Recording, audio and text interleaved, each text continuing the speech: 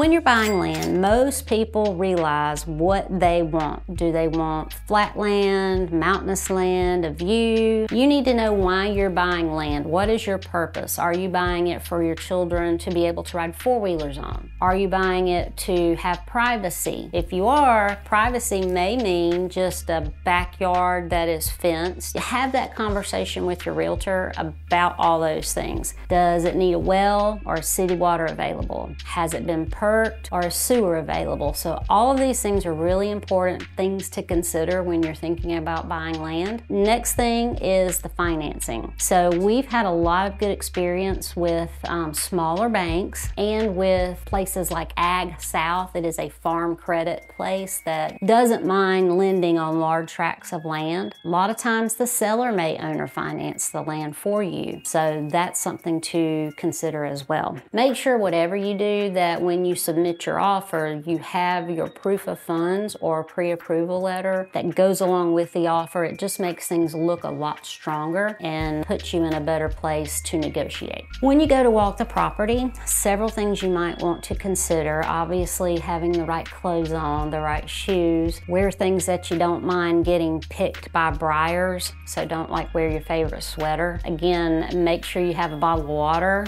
or a few bottles of water. Make sure you have something to wipe the sweat off your brow if you need that. A couple of apps that you might find helpful when you are walking property are things like Land Glide or Hunt Stand. They're really good apps that kind of locate you as you're walking and let you know where on that property that you're standing. So, you know, to help you get acclimated with it. So those are good things to think about. Make sure you wear neon or orange. We don't want people thinking you're a deer. You have different seasons. You've got deer hunting season, bear season, turkey season. So just make sure you wear bright clothing so you don't get mistaken and shot. It's always a good idea to let someone know where you're going if you're going by yourself to look at land. Apps like Life 360 we use for our family, and if something happens to one of us, you know, it makes it easy for us to reach out. But then also be on the lookout for animals, bear, turkey, snakes, yellow jackets. I've been attacked by yellow jackets before. That was no fun. Make sure before you go, you've studied the plats or the GIS and put the topography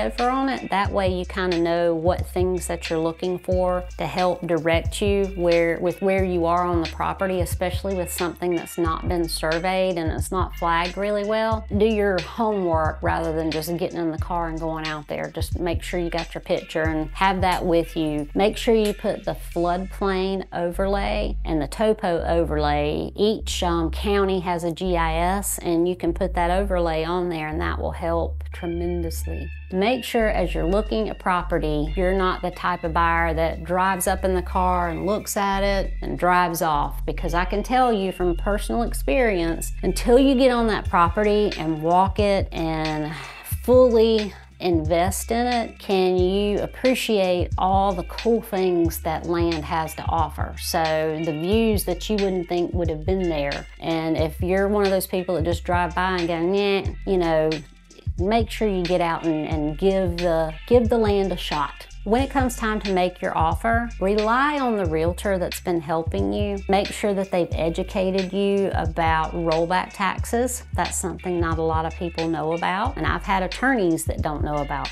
rollback taxes. So make sure that you're in the know on that. And depending on the type of market that you're in, you know, that land could sit there for sometimes years, or it could be gone in just a few hours. So make sure you know what type of market that you're in, because you may not have time to wait and walk it this weekend. It may be gone, you know, on a Friday and you can't get out there until a Saturday or Sunday. So make sure you know what type of market that you're in. Make sure also that you know about surveys, how long they take, and that you are educated about perk test and how long they can take. You can let DHEC do your perk test, and that's got, I guess, the biggest plus for the state doing it is it's a lot cheaper, but it takes a lot longer. If you need something done quicker, you can hire a private perk test guy and get it done way faster, like in a week, but it costs you $2,000 is what they're running right now. Consider all those things before you buy property, and be patient, and